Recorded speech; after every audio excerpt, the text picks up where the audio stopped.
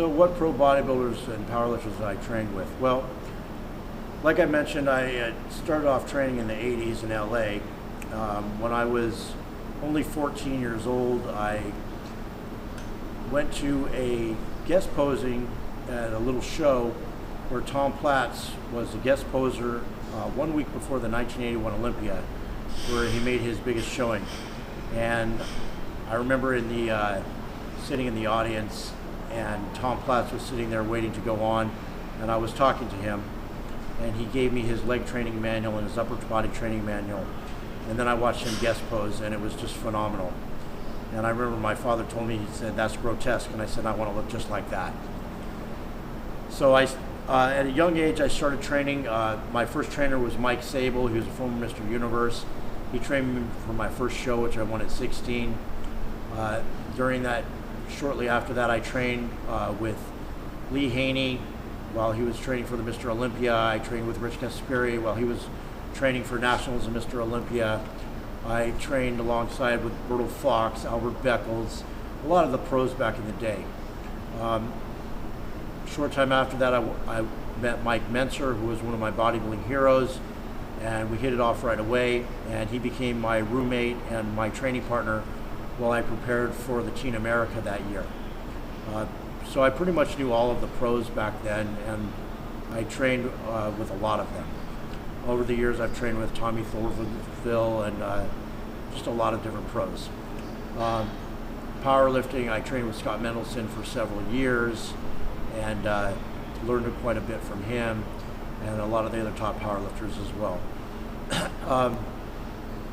Dosages and cycles that I've seen, because I was training with them and alongside them, I pretty much knew what people were taking. They were pretty open with me about it.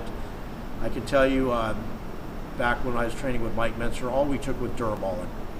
We would take 300 milligrams of Durabolin 3 times a week. That was it. That was the Mike Menser cycle back in the day. And obviously that produced dramatic results. Mike was massive, and for those days he was as conditioned as anybody could be.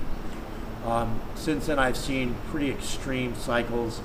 The most extreme I've seen was a professional powerlifter who set many world records, and getting ready for one particular competition where he set a world record, I added up everything that he took, and I knew what he was taking because he actually got it from me, and I was doing his protocol at the time.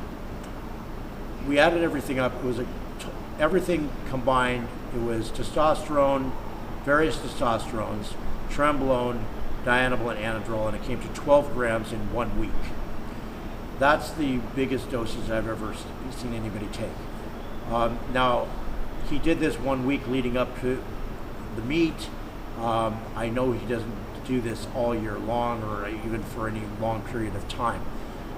I have heard of other top pro bodybuilders and even people that aren't even competitive bodybuilders taking really ridiculously high doses. Number one, in my personal opinion, I don't think it's necessary. I don't think there's any real benefits taking huge doses. Your body can only use so much, and it can only grow so fast. So taking a ton of stuff, it's not going to do more for you. But there are people that obviously do respond from these things and are able to tolerate more than others and have less side effects. So yes, I've seen people take a lot of high doses. I don't think it's really necessary, and I don't recommend it. Myself, I've tried going high doses for short periods of time, and it's never really been beneficial for me. It's never produced dramatic results. Typically, I don't go over a gram to 1,500 milligrams a week, and for me, that about tops me out as far as maximizing my performance. I've never gotten bigger or stronger taking more, only more side effects.